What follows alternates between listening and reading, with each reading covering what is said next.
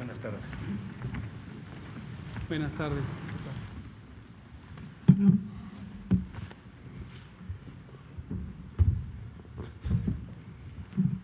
Muy buenas noches.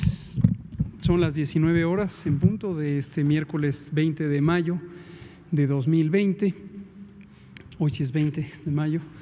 Y estamos en el Palacio Nacional en México, en la Ciudad de México, y vamos a iniciar la conferencia de prensa diaria sobre la situación de COVID, la pandemia de COVID causada por el nuevo coronavirus SARS-CoV-2.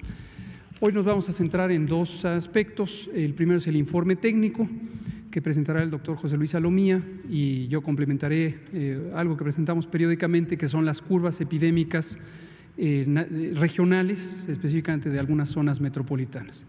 Y en la parte temática tenemos el privilegio de que nos acompañe el secretario de Turismo, Miguel Torruco, aquí presente. Muchas gracias, secretario, por acompañarnos, para comentar sobre el resultado de un trabajo que iniciamos prácticamente desde el inicio de la respuesta a la epidemia de COVID en México, que tiene que ver con esta coordinación entre salud y turismo y las implicaciones del turismo sobre salud y de salud sobre el turismo.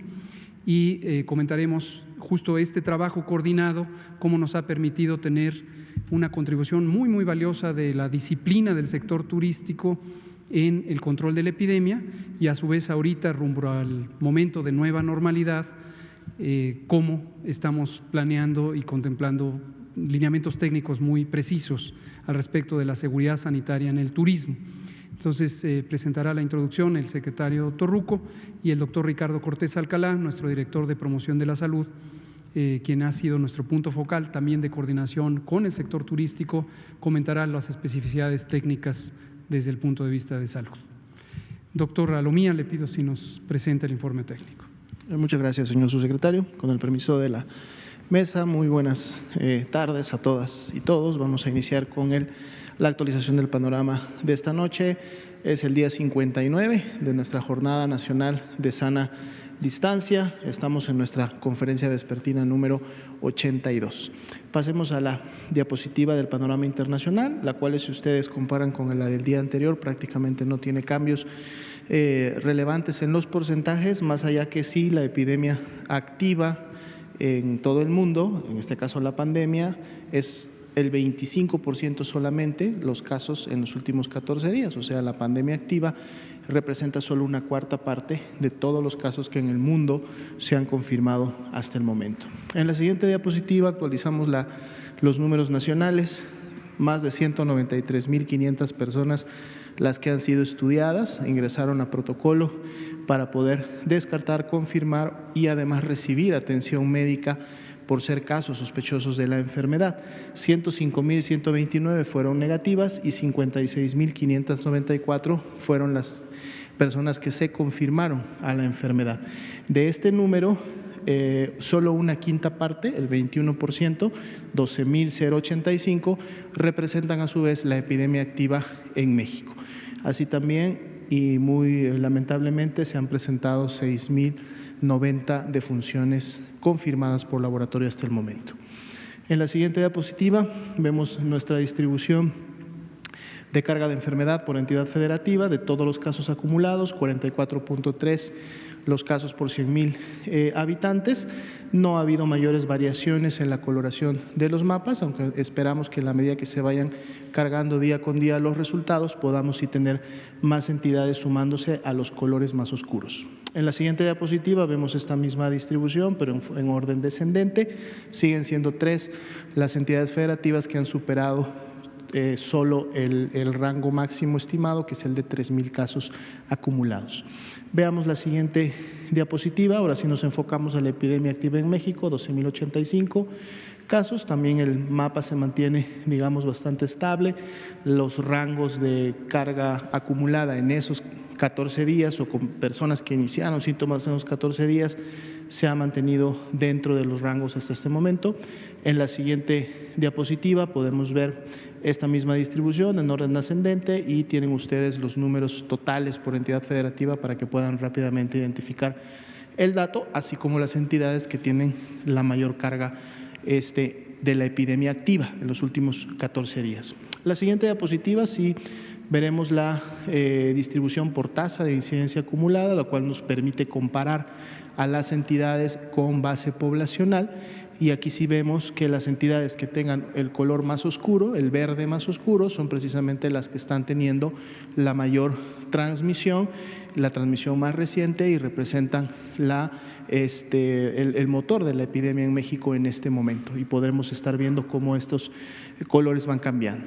En la siguiente diapositiva tenemos la misma distribución de la tasa de incidencia, pero en un orden descendente. Vemos cómo también Tabasco ha estado incrementando, acercándose inclusive en tasa de incidencia a la Ciudad de México, y otras entidades federativas que también han incrementado su tasa por habitantes. En la siguiente diapositiva veremos la distribución de las 6.090 lamentables defunciones que han ocurrido, y podemos ver también en el color naranja claro 726 defunciones que tienen una muestra de laboratorio que está pendiente de resultado. Por lo tanto, podemos esperar todavía que este número se incremente. Vemos que la mayoría de estas defunciones con resultado pendiente de emitir que la muestra pendiente de emitir un resultado están precisamente en los últimos días.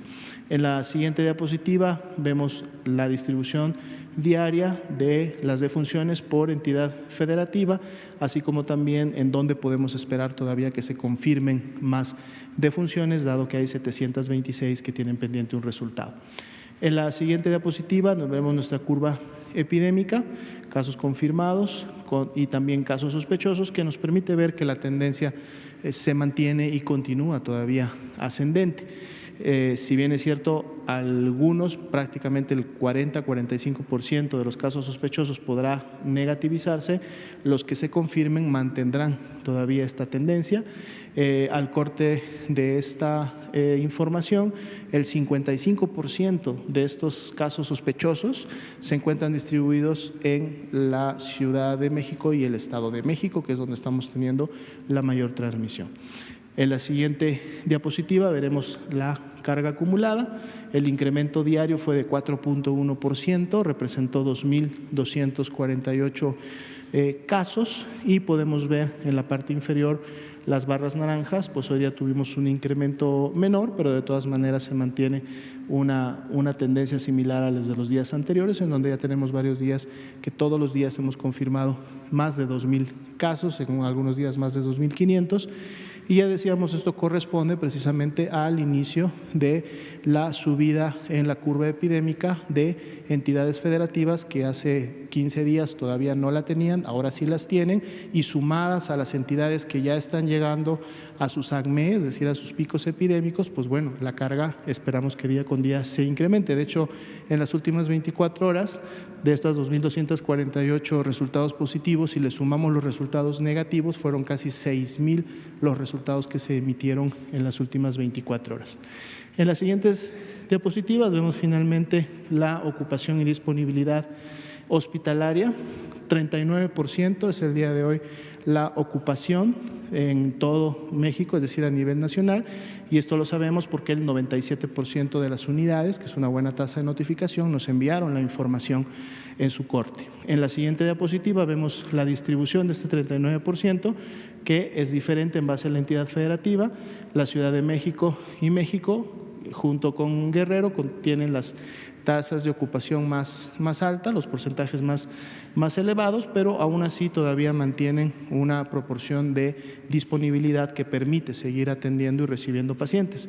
En la siguiente y última diapositiva vemos la específica de camas críticas, 32% a nivel nacional, y vemos también disponibilidad, aunque se ha incrementado la ocupación en Ciudad de México, Baja California, tenemos o se tienen en esas entidades federativas todavía disponibilidad para atender a este tipo de pacientes. Sería la actualización para el día de hoy. Muchas gracias, doctora Lomía. Yo simplemente voy a complementar con este mensaje. Recordarles que la epidemia de COVID en los países que son extensos territorialmente no se comporta como una sola epidemia. Esto lo hemos dicho varias veces. Si tenemos países relativamente pequeños, las distintas poblaciones poblados, ciudades de mediano tamaño, ciudades pequeñas, tienen mucha mayor movilidad entre ciudades de lo que pueden tener al interior de una misma ciudad, porque son pequeñas. Y esto lo que lleva es una sincronización, es decir, se ocurren los casos en tiempos semejantes en las distintas comunidades de un mismo país. Sin embargo, cuando tenemos un país territorialmente extenso, como es el caso de México, con 2,000 kilómetros cuadrados de territorio, o Estados Unidos, o Brasil, o Rusia, o China, o la India, difícilmente entran en sincronía las epidemias en cada territorio reconocible, por ejemplo, por las demarcaciones políticas. 2 millones, dije 2,000, 2 millones de kilómetros cuadrados. Y se comportan las epidemias de manera aislada y pueden entrar en sincronía cuando existe una importante movilidad entre dos ciudades o entre dos estados y pueden entrar en sincronía. Pero si no, no. ¿Por qué queremos mencionar eso hoy y recordarlo? Porque lo que vamos a comentar enseguida sobre el sector turístico tiene mucho que ver con las oportunidades de empezar a transitar hacia nuevas normalidades en donde tenemos éxito, insisto, el éxito siempre es del pueblo mexicano, de lograr control de las tendencias de la epidemia. Y mostraré ahora algunas de las gráficas, no todas, pero algunas gráficas representativas de la curva epidémica en ciertas zonas o en ciertas regiones, en ciertas ciudades, que nos ilustran precisamente situaciones alentadoras del control de la epidemia.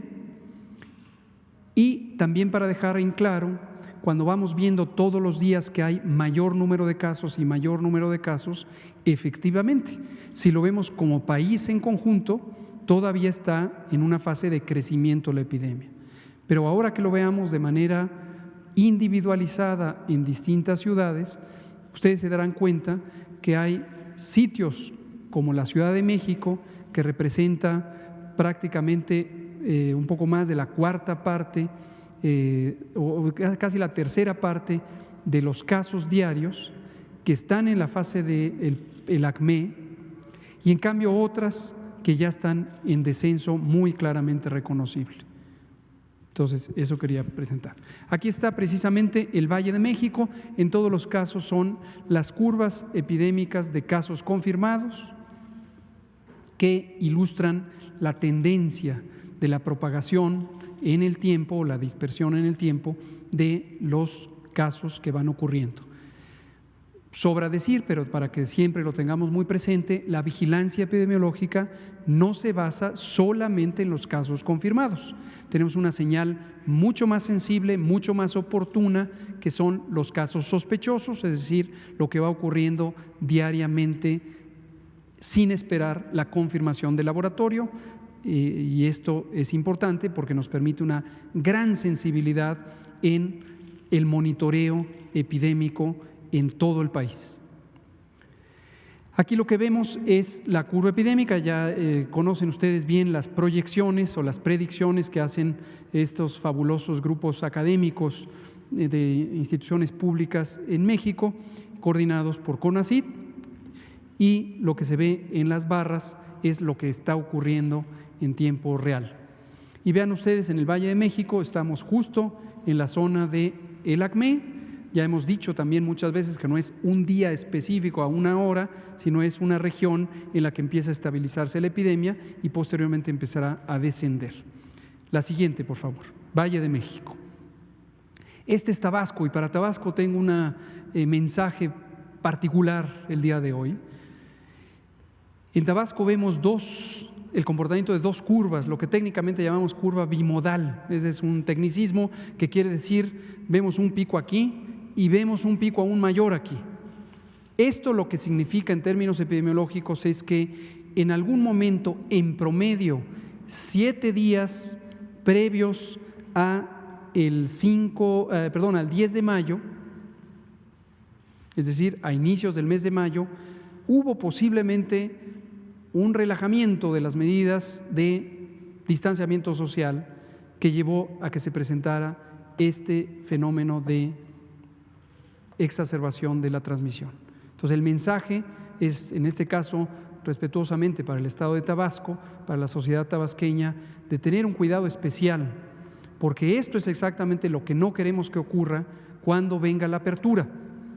Y no es por individualizar peyorativamente a Tabasco, ni a su pueblo, ni a su gobierno, pero sí para señalar un asunto de interés nacional. Si esto ocurre en otros estados o nos ocurre en el conjunto del país, no va a ser deseable. Entonces, necesitamos concluir con todo orden la Jornada Nacional de Sana Distancia. Nos quedan 12 días muy valiosos de mantenernos en casa y posteriormente, cuando empiecen las aperturas, tienen que ser ordenadas, escalonadas y bien cuidadas.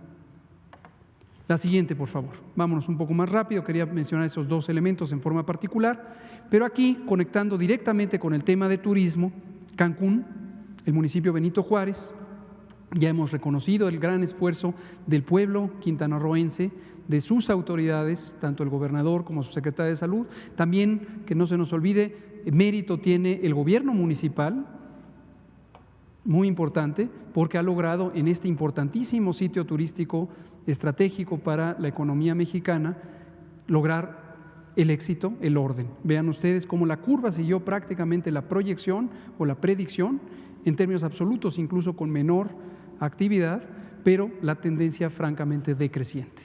La siguiente. Culiacán, Sinaloa, también misma tendencia, vamos en tendencia descendente. La siguiente. Tijuana, Baja California, también tendencia descendente.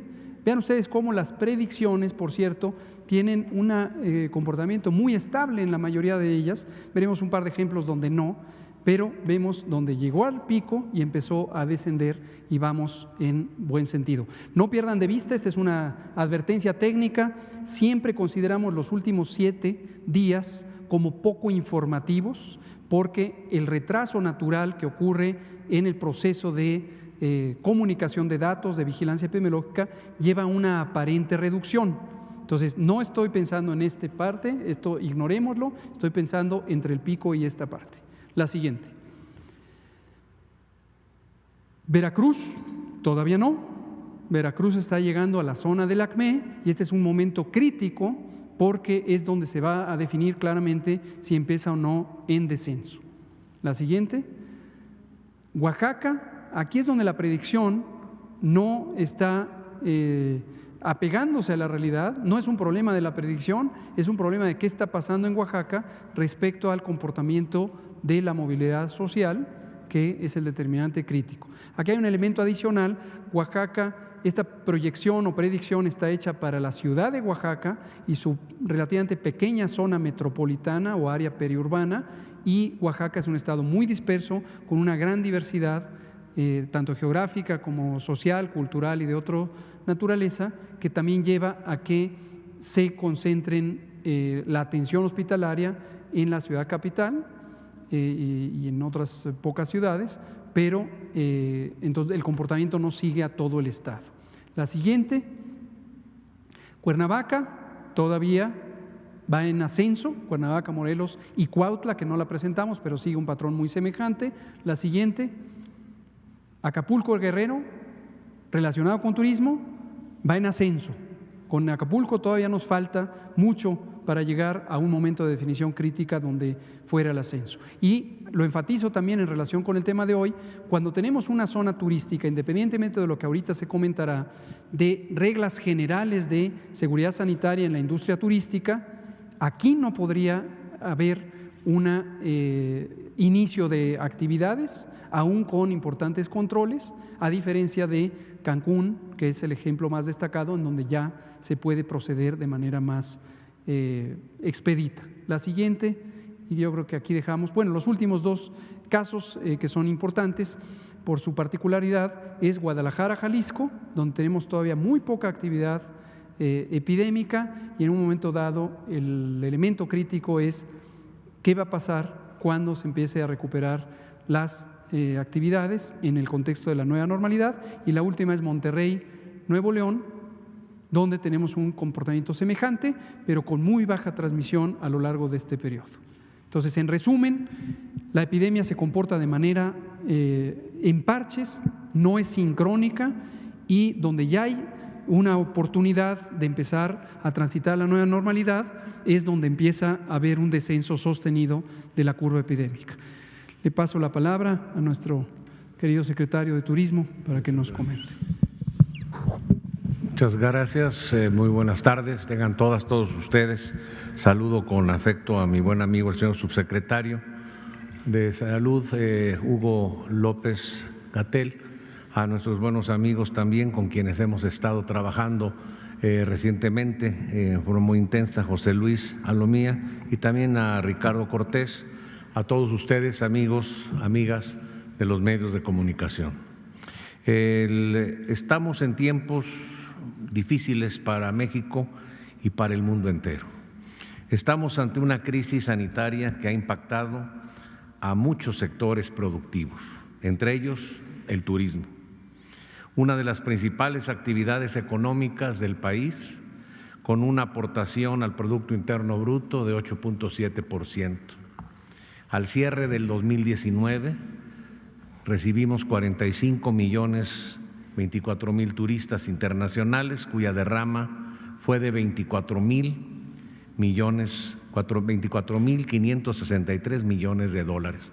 Tanto en turismo como en divisas crecimos el 9%. El consumo turístico total, en el que se incluye el turismo extranjero y el nacional, es de la cifra de 173.509 millones de dólares, de los cuales el 83% corresponden al mercado nacional y el 17% al mercado internacional. Derivado de esta contingencia, la llegada de turistas internacionales se ha impactado. Tan solo en el primer trimestre del 2020 se vio disminuida en un 34.4% respecto al mismo periodo del año anterior, disminuyendo también la derrama económica en ese trimestre de 45.6%. Desde luego que cuando se dé a conocer las cifras del segundo trimestre, las cifras son realmente muy delicadas. ¿Por qué? Porque son los 3 meses que más se impactó a mi querida industria del turismo. Por ello es importante señalar que la actividad turística no solo es esencial para nuestro país, sino prioritaria, y por ello debemos de reactivar de manera urgente para evitar mayores pérdidas de empleos y mayores afectaciones. Claro que respetando el rigor de los semáforos que ha puesto en marcha la Secretaría de Salud a través del subsecretario, a quien el presidente designó como máxima autoridad y vocero en esta crisis por la que atraviesa el país. Desde el inicio de la contingencia hemos estado trabajando en forma coordinada con diversos actores del sector y con el subsecretario Hugo López en diversos protocolos sanitarios, así como la estrategia de reactivación de la actividad turística. Los 2 anteriores protocolos fueron el primero, qué se iba a hacer con las personas que quedaron varadas en los diferentes lugares. Ese protocolo lo platicamos y se puso en marcha en tiempo y en forma. Y también el segundo protocolo fue sobre la previa a la apertura en los establecimientos de alimentos, bebidas y hospedaje, en lo que concierne a fumigación y un tratamiento especial de higiene. Asimismo, el pasado 12 de mayo, en el marco de una reunión de la CONAGO, en la que asistió la secretaria de Gobernación, de Educación, Trabajo, Relaciones Exteriores, Economía y también Turismo, se conformó un grupo de trabajo para el establecimiento de un protocolo de lineamientos sanitarios consensuados con la Secretaría de Salud para la apertura paulatina del sector turístico, del cual un servidor me tocó coordinar como secretario de Turismo. Desde ese momento, la Secretaría de Turismo y la Secretaría de Salud Hemos estado recopilando información de diversos protocolos establecidos a nivel internacional, principalmente en Estados Unidos, Canadá, y con el apoyo del sector privado. Esta mañana el subsecretario López-Gatell y un servidor nos reunimos con 10 gobernadores que formaron parte de la mesa de trabajo y secretarios de turismo de estos mismos estados de la República para integrar el documento, que además ahora se mandará un resumen del mismo, que se presentará el día de hoy.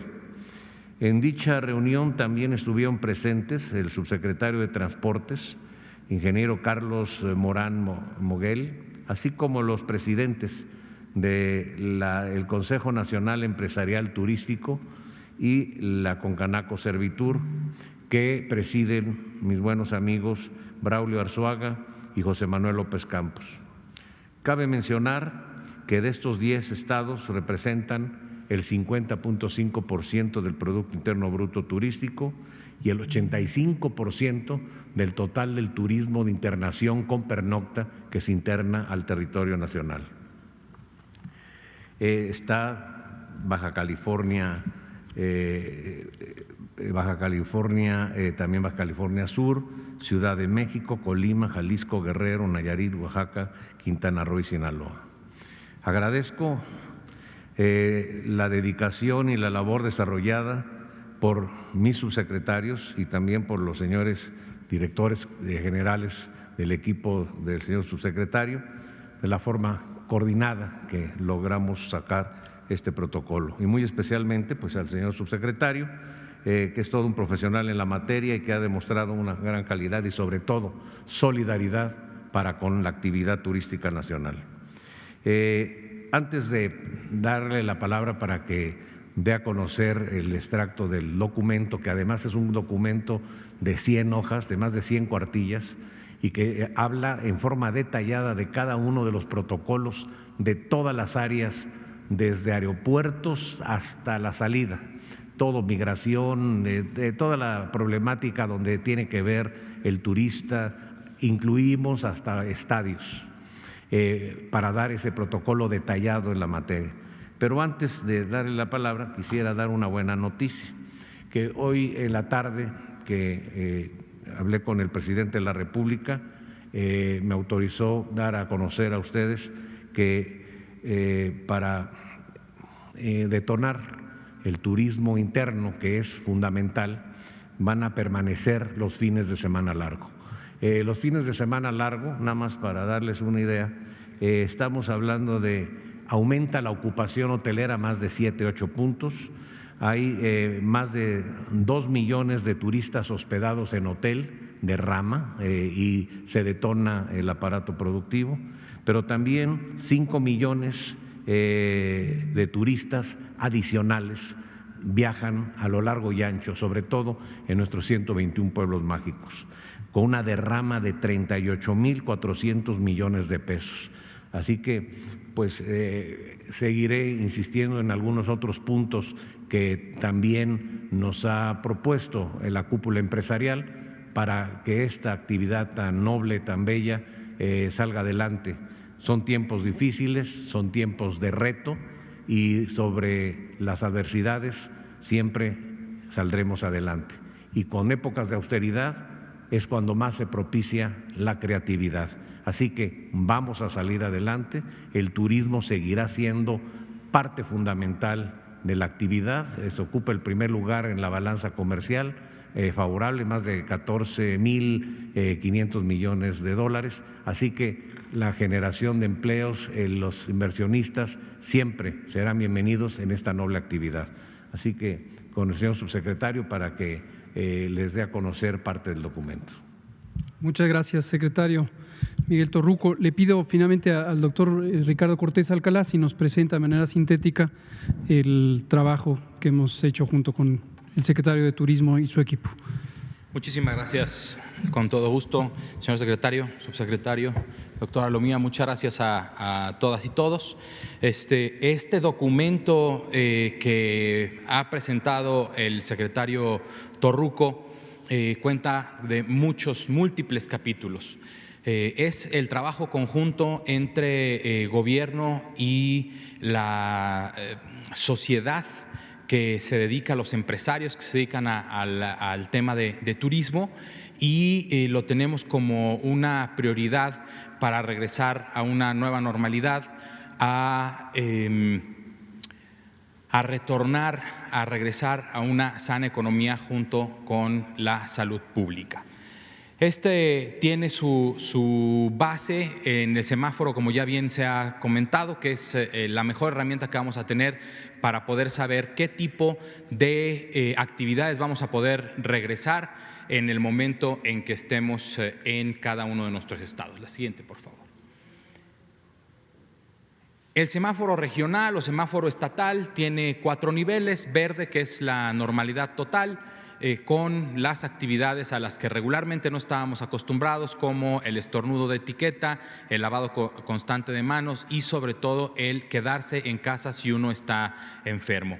El semáforo amarillo es en donde las actividades laborales tienen un flujo regular, sin embargo el aforo en espacios públicos está disminuido en un porcentaje que se está determinando para poder tener este distanciamiento social, esta distancia mínima de 1,5 metros que hemos hablado desde que se implementó la Jornada Nacional de Sana Distancia, y a partir de ahí las actividades en la zona naranja, las actividades se consideran esenciales, el resto se disminuye a solamente dentro de sus empresas las actividades prioritarias para no tener que detener toda la actividad, y cuando llega al nivel rojo el semáforo es como nos estamos encontrando, es como nos encontramos en este momento, con la Jornada Nacional de Sana Distancia al 100% y solamente las actividades esenciales en funcionamiento. El sector turístico, entre otros, tiene múltiples diferentes actividades: transporte aéreo, terrestre, hotelería, restaurantes, destinos, cruceros. Es un mundo muy grande, y por eso lo que dice el secretario Torruco es tan correcto, de tener un documento que es tan específico para cada una de las actividades, que resultó en un documento extenso de más de 130 cuartillas, en donde detallamos cada una de estas actividades, cómo hay que llevarlas con esta nueva normalidad, cómo es que hay que llegar, aplicar los filtros sanitarios. La siguiente, por favor. Aplicar especificidades que deben de llevar todas las actividades turísticas sin importar el giro de la empresa. La siguiente, por favor. Y estos son como las básicas, ¿no? Aplicar la sana distancia, limpieza y desinfección de objetos y superficies de uso común, el lavado correcto y constante de manos, los filtros que hemos comentado ya, filtros sanitarios de entrada a lugares de labores o lugares cerrados, como aquí seguramente al entrar ustedes les aplican gel antibacterial para que entren ya con sus manos limpias. Hay que capacitar al personal de todas las empresas sobre cómo es la nueva forma de abordar a los clientes, cómo atenderlos desde el mostrador, cómo el mostrador hay que estar constantemente haciendo higiene para que no esté contaminado de cualquiera de las, digamos, secreciones que estamos, cuando hablamos y cuando intercambiamos palabras, estamos escupiendo pequeñas gotas de saliva y hay que estarlo limpiando. En este momento, mis gotas de saliva están cayendo aquí y están cayendo en este micrófono. Hay que limpiarlo una vez que termine esta conferencia de prensa. Aislamiento, esto es muy importante. Hay una cultura laboral en nuestro país en el que uno, cuando está enfermo, por miedo a que pudieran tener repercusiones negativas en nuestro trabajo, a veces acudimos enfermos a trabajar. Entonces, lo que hay que hacer es cambiar también esa cultura, acudir a recibir nuestra incapacidad y ejercer ese derecho que tenemos y poder quedarnos en casa a recuperarnos bien sin estar contaminando o contagiando o ampliando las cadenas de transmisión. por miedo a perder nuestro trabajo. Hay que cambiar esa cultura, tenemos derecho a las incapacidades y hay que ejercerlas en todos los sectores.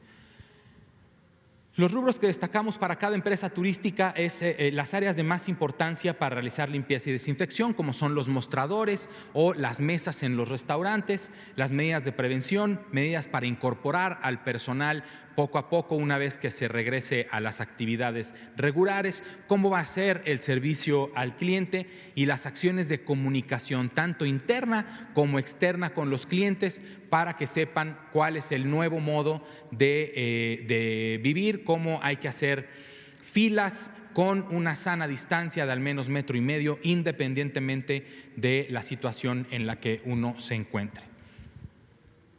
Transporte aéreo, por ejemplo, los mostradores que estamos hablando, las áreas de tránsito en los aeropuertos deben de tener también flujos específicos para encontrarnos menos con gente de frente y que tengamos que ir de un lado hacia un sentido y de otro lado hacia otro sentido. Eso que en el metro, dicho sea de paso, en el metro está bien establecido y no respetamos. Hay que respetarlo.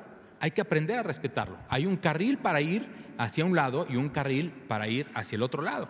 Entonces es como las calles, no tomamos cualquier calle y el sentido que se nos dé la gana. Hay que circular por la derecha y así es como también hay que aprender a hacerlo. El proceso de abordaje y las medidas de abordo, recuerden ustedes cómo uno cuando dicen el grupo 1, el abordaje del grupo 1, y ahí vamos todos y nos juntamos y hacemos grupitos, entonces hay que aprender a tener esa sana distancia.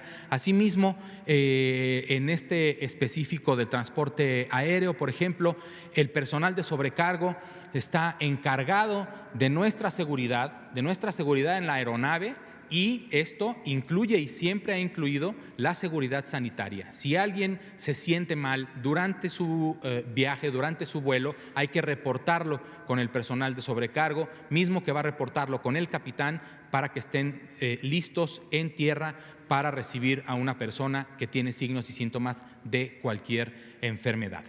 La siguiente, por favor. Sanitización es importante. Después de cada viaje hay que limpiar. Dije la siguiente porque hay que hacer lo mismo en el transporte terrestre. Las centrales de autobuses en vacaciones son verdaderos caldos de cultivo, no solo para el coronavirus, sino para influenza, si es temporada de influenza que se acerca en un futuro, en un par de meses, y para otro tipo de enfermedades. Hay que estar constantemente limpiando y desinfectando los autobuses, las aeronaves por dentro después de cada viaje para que el siguiente pasajero pueda subirse y pueda hacerlo con toda la confianza. La siguiente, por favor. Los hoteles tenemos que aprender a convivir ahora de forma diferente en el lobby, en las albercas, el personal que nos atiende, el personal que tan amable nos atiende, nos lleva alimentos, nos lleva bebidas, deberán de portar un cubreboca, por ejemplo, para no estar contaminando potencialmente lo que nos está llevando, lo que nos está sirviendo. Restaurantes, bares, habitaciones, hay que hacer mejor limpieza y más profunda cada vez que hay un cambio de huésped o de familia. La siguiente, por favor. Los destinos de sol y playa, hay que hacer una mejor gestión ambiental y mejor educación ambiental en el ambiente turístico de playa y mejorar la calidad del agua y la seguridad de todos los servicios que nos ofrecen. La siguiente, por favor. Finalmente, los restaurantes, en la cocina también hay que mejorar muchas cosas, hay que cambiar muchas culturas. De repente los bufetes y barras de alimentos no tienen una protección y uno va caminando, sirviéndose la ensalada y platicando con el amigo, literalmente escupiéndole a la comida que se va a servir el siguiente. Entonces hay que cambiar todo esto, hay que ir sirviéndose los alimentos probablemente sin hablar y solicitar a los restauranteros que pongan acrílicos o vidrios que protejan de hablar, de esta saliva a los alimentos que están ahí a punto de servirse. Y finalmente, la sana distancia entre los comensales y sobre todo de acuerdo al nivel de alerta en el que esté su estado de la República en este nuevo semáforo, en donde cuando transitemos de verde a amarillo, el el aforo en los restaurantes tendrá que disminuirse, cuando pase a naranja también tendrá que disminuirse, más aún, y esto es para toda la industria turística. Muchísimas gracias. Perfecto, muy bien. Pues gracias nuevamente, secretario Torruco, gracias, doctor Ricardo Cortés. Quisiera, antes de pasar a la sesión de preguntas y respuestas, dejar 2 o 3 temas bien claros. El primero es, como se ha señalado, no podemos estar ni México ni cualquier otro país en un estado especial, en un estado de reducción como el que estamos, de manera eterna. Esta es la realidad que todos los países confrontamos. Y esto de ninguna manera debe interpretarse como que se descuida un lado o se descuida el otro. Hemos hablado con toda claridad en México y en muchos países que hay 2 bienes públicos generales a cuidar: la salud y la vida, que obviamente toman precedente, y el bienestar y la economía, que a su vez son elementos de los que depende la salud y la vida. Entonces, por eso tenemos que encontrar un equilibrio apropiado.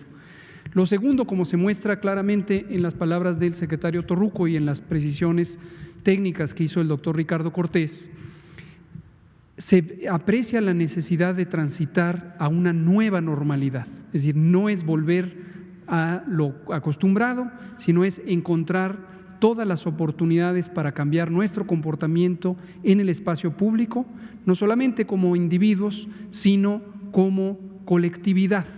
Y algunos son elementos que se cambian estructural o físicamente, y otros son de la manera en que nos comportamos como colectivo en los espacios públicos. Y aquí, dicho sea de paso, iremos comentando, como ya lo hicimos para los elementos iniciales de la nueva normalidad, junto con las secretarias de Economía, de Trabajo y el director del IMSS. Existen muchos elementos de interacción con otros sectores. En el caso concreto que hoy nos ocupa, se ve la interacción del sector turístico con salud, pero también el sector transporte. Y por eso también nuestro agradecimiento al secretario ingeniero Jiménez Espriu y sus subsecretarios que han estado también muy cercanos a este grupo de trabajo, este otro grupo de trabajo. Aquí hay otra interacción que próximamente comentaremos, que es la de los recintos turísticos que tienen una connotación cultural. Y nuestra muy querida secretaria Alejandra Frausto está también trabajando en su parte, y en su momento haremos la presentación conjunta de dónde converge la actividad turística con la actividad cultural y, por supuesto, la extensión hacia la cultura con otros aspectos de la vida pública. Es todo un mosaico. Lo último que quiero dejar en claro es que tenemos total conciencia y, por supuesto, nuestra absoluta empatía con la sociedad, las personas que en este momento visualizan otras realidades en el día a día. Y quiero destacar en particular, por un lado, las personas que tienen familiares enfermos en este momento, particularmente quienes están hospitalizados y aún más en condición crítica, que viven otra perspectiva, porque en este momento lo que ven es una situación muy angustiante, muy preocupante. Y también el personal de salud, que día a día, particularmente los hospitales que están sometidos a una enorme presión, una enorme demanda, y están haciendo un trabajo que siempre hemos calificado de heroico. El personal de salud está tratando de salvar vidas y atender a personas en necesidad. Entonces, esto nunca se nos debe perder de vista, y todos los días, mientras está en proceso todo lo demás, esto está presente. Y no debemos perder de vista que esto estará cuidado en cada minuto hasta el final del periodo epidémico, no solo este inicial, sino los posibles elementos que vengan después. Pero a nivel de gobierno tenemos que ver integralmente a toda la sociedad y a toda la realidad nacional. Y en su momento tenemos que entendernos, involucrar a toda la nación, todo el Estado nacional, en elementos que ya se tienen que planear, en elementos que en su momento serán instrumentados, sin perder de vista estos elementos del día a día.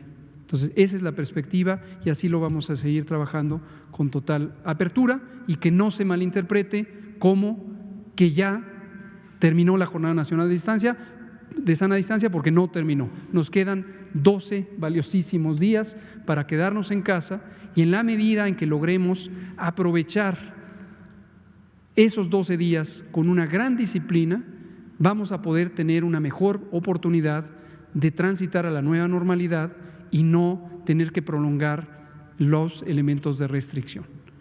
Entonces, abrimos a preguntas y respuestas. Está Araceli, está Carlos, que ayer se quedó pendiente, usted, nuestra compañera allá atrás, usted y Bianca. Y vamos a ir dando la palabra. Gracias, doctor. Preguntarle, si me lo permite, al secretario de Turismo, ¿los hoteles se van a reservar el derecho de admisión? Porque vemos que hay como… Cuando salir a la calle vemos que algunos usan cubreboca, otros no usan cubreboca, unos siguen las medidas, otros no. ¿El hotel que se visite se va a reservar el derecho de admisión? ¿Va a haber algún tipo de apoyo para los hoteleros o para los restauranteros? No sé, ya esté dentro de este plan, de este documento. Y los puentes largos, que refiere a partir de cuándo. ¿A partir de cuándo será el primer puente largo? Y si este también será escalonado. Si se busca el consumo interno, se tendría que revisar el semáforo de ese pueblito al que se quiera ir a visitar. Muchas gracias. Bueno, el primer puente es el 20 de noviembre, es el último de los 3 que son en forma anual. Entonces, ahora que ya se da a conocer que no se cancelan, pues ya los hoteleros, sobre todo que se maneja mucho el turismo interno, y que es el 82%, acude a los pueblos mágicos. Entonces se da a conocer con mucha antelación para que puedan negociar con los agentes de viajes y los transportistas los paquetes que se están realizando. Pero también les digo que la semana que entra sacamos una campaña muy importante en redes sociales, en nuestra gran plataforma Visit México, ya renovada, en donde es visitada por más de 6 millones de personas, y que les recuerdo que el 58% de la consolidación de la compra es a través de redes sociales. Esto fue antes de la pandemia, pero después de la pandemia, porque ya hay un antes y un después hasta en el perfil del turista, después de la pandemia, pues después de estar confinados, hemos visto a través de nuestros socios aliados, Google y todos ellos, que ha habido más personas que han incursionado en la navegación en viajes. Entonces, obviamente, va a subir de un 58 a un 70% la consolidación de las compras a través de las plataformas y redes sociales. Por ello, vamos a lanzar una campaña muy agresiva. Nos ha asesorado una de las mejores compañías que por 5 años tuvo el primer lugar a nivel mundial como Apple Worldwide, que es las que tienen representación en 36 países, y sobre todo fueron los que en cada 5 años han ganado el primer lugar de hacer y asesorar sobre crisis en materia turística. Así que la campaña va muy consensuada con el sector. Vamos a seguir dando determinados programas, determinadas acciones como esta, que abre una vez más las puertas al turismo interno. Vamos a dar a conocer ya los paquetes que hemos hecho y que hemos tenido ya reuniones con todos los prestadores, tal como lo hicimos cuando estaba yo en la Ciudad de México. Ustedes recordarán que en el 2013 hicimos el programa Disfruta Ciudad de México, que ese mismo programa llevaba más de 158 proveedores, ofertantes, demandantes, hasta parques temáticos, y fue como se posicionó la ciudad como la primera más visitada de turistas hospedados en hotel y segunda en extranjero por abajo de Cancún. Ese programa lo retoma Sectur en el 2016, en julio, le llamó Viajemos Todos por México. Lo vamos a reforzar, obviamente con el apoyo de todos los prestadores de servicios. ¿Cuál era la otra pregunta? ¿Se van a reservar el derecho de admisión los hoteles? Los hoteles siempre tienen sus propias políticas, pero generalmente antes o después de la pandemia son todos bienvenidos. Desde luego llevando a cabo los requisitos que marca la Secretaría de Salud, y para ello ya van a tener todos sus protocolos para cada una de las áreas. Estamos hablando de más de 25 sectores que forman parte de la actividad turística, incluyendo hasta balnearios, campos de golf, etcétera. Todo está incluido en este paquete, por eso salió con más de 130 cuartillas. Muchas gracias. Carlos, por favor. ¿Qué tal, doctor, secretario, subsecretarios? Buenas tardes. Carlos Guzmán de Aba Noticias. Dos preguntas rápidas. Una para el secretario de Turismo. ¿Esta decisión que se toma por parte del presidente de cancelar esta decisión que tenía de suspender los puentes largos es permanente o es únicamente durante la recuperación que se estima se tenga para el sector turístico después de la pandemia del coronavirus? Y una segunda para el doctor Gatell. Estamos hablando de un antes y un después. Desde luego que este tipo de acciones fortalecen el detonar el aparato productivo. Hay que generar riqueza y sobre todo a través de las corrientes turísticas representa, pues le estoy diciendo, el consumo del turista nacional, pues supera los 124,000 millones de dólares, es el 82% del total y ocupa el 85% de la ocupación hotelera nacional. Yo recuerdo cuando era presidente de la Asociación Mexicana de Hoteles, les decía a mis colegas en los diferentes estados, en las buenas y en las malas, siempre sale a flote el turismo interno. El poderío del turismo interno es el que ha salvado muchos negocios. Por ello, vamos a hacer una gran convocatoria y les pido nos echen la mano para que en este año, el otro año, viajemos todos por México. El que tenía pensado hacer un viaje al extranjero, que lo gaste a todos los niveles socioeconómicos. Vamos a viajar en nuestro país, viajemos por nuestro territorio, que además es hermoso desde las montañas nevadas hasta las selvas tropicales. Así que, y en cada viaje, y también a ustedes les pido, compremos una artesanía para hacerle el día a las familias artesanas de las manos mágicas. ¿Es permanente esta decisión del presidente? ¿Es permanente la decisión ya de dar marcha atrás del presidente de retomar los fines de semana largos? Ya hablé con él en la mañana y él está de acuerdo en que se siga como no se modificará la Ley Federal de Trabajo porque fue por ley.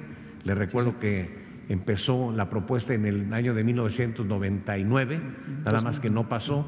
Luego en el 2001 el presidente de la Asociación de Balnearios fue el que a través de, también con su vicepresidenta, hoy secretaria de Turismo de Morelos, nos turnó para apoyarlos, para sacar adelante los fines de semana largo. Fue una labor de todos los prestadores de servicios y fue gracias a la Comisión de Turismo que se aprobó esa reforma a la ley federal para permitir esos fines de semana largo que tanto han dejado derrama económica. Pero no vamos a abandonar los festejos de la Constitución, los festejos del aniversario de Benito Juárez. Vamos a ponernos en contacto con la Secretaría de Educación para que hagamos programas especiales que complementen la cultura en este viaje. Viajemos todos por nuestro país, gastemos en artesanía mexicana. Si ustedes tienen un regalo, den una artesanía mexicana y verán que la unión hace la fuerza y vamos a salir victoriosos con el turismo interno. Y también el turismo extranjero, tenemos también una excelente novedad, que en una reciente encuesta que hizo una empresa internacional de gran importancia, resulta que en el perfil del turista, del canadiense y del estadounidense, está en su mente viajar a México tan pronto se le permita, de acuerdo a las autoridades de aquellos países, porque no van a viajar más de 4 horas y media de vuelo. Es como el turismo interno, no va a manejar más de 5 horas. Hemos analizado el perfil, el nuevo perfil del turista y nos estamos adaptando, tal como lo dice la academia, marketing turístico, satisfacer necesidades y expectativas del consumidor. Sí. Para el doctor Gatell, el día de hoy se da a conocer por parte de la jefa de gobierno, Claudia Sheinbaum, este plan de desconfinamiento, como le llaman en España, o de regreso a la nueva normalidad para la ciudad capital y obviamente la zona conurbada. Habla de puntos importantes, pero sí me gustaría, hablando de industrias sin chimeneas como es el turismo, también otra industria es el fútbol. son los eventos masivos. Si nos podría precisar un poco cuál es el acercamiento que se tiene ya con la Liga MX, con la Federación Mexicana de Fútbol, la de béisbol, respecto a la reapertura que, bueno, según el calendario que presenta la jefa de gobierno, que nos comentaba que lo consultaba con usted y con las autoridades también del Estado de México, se planea que sea a partir de julio cuando regresen sin público los eventos deportivos de gran calado. Si nos puede comentar un poco de eso, ¿qué avances hay al respecto? No le quiero generar expectativas de espera, pero el viernes va a venir con nosotros la jefa de gobierno, la doctora Claudia Sheinbaum, y vamos a hablar en detalle precisamente del plan de tránsito. No es regreso, es tránsito hacia adelante, hacia la nueva normalidad en todo el país, pero vamos a hablar en detalle de eso. Incluye el tema deportivo, solo una pequeña referencia. Hemos tenido también perfecta coordinación con la Liga MX, con la Liga de Fútbol, desde el inicio, desde la entrada a las medidas de sana distancia. El doctor Ricardo Cortés precisamente también ha sido nuestro enlace. Entonces lo hablamos en detalle en ese momento. Ahora, no quisiera perder la oportunidad de retomar sobre la pregunta que hizo nuestra compañera Araceli de Canal 11 sobre el derecho de admisión. Para que quede muy claro, en México es ilegal reservarse derecho de admisión. Esto está cimentado en el artículo 1 de nuestra Constitución y en la ley para prevenir y eliminar la discriminación. Entonces, nunca nos confundamos. Si hay una disposición de carácter sanitario que es de aplicación general, ya sea en todo el territorio o como será ahora en las distintas entidades federativas, puede haber una justificación para tomar decisiones, pero no es reservarse derecho a admisión y no es facultad de los particulares decidir por sí mismos quién entra y quién no a un establecimiento, ni siquiera por condiciones de salud. Solo para que no se preste a confusión. Por favor, usted. Buenas noches. Rápidamente, Juan Hernández del periódico Basta y del Grupo Cantón. Esta medida de echar atrás, precisamente esta medida de eliminar los fines de semana largos, ¿cuánto representa en términos de empleo? ¿Cuántos empleos se han rescatado? Y sobre todo lo más importante, bueno, nada más si nos puede repetir lo que significaría precisamente esta derrama económica de los fines de semana largos. Gracias. Sí, ya se los comenté que representa más o menos 7, 8 puntos más de ocupación, casi 5 millones de turistas nacionales y casi 2 millones de turistas hospedados, cerrando las cifras, 2 millones de turistas hospedados en hotel, una derrama impresionante de 38.378 millones de pesos, el consumo total de estos fines de semana largo.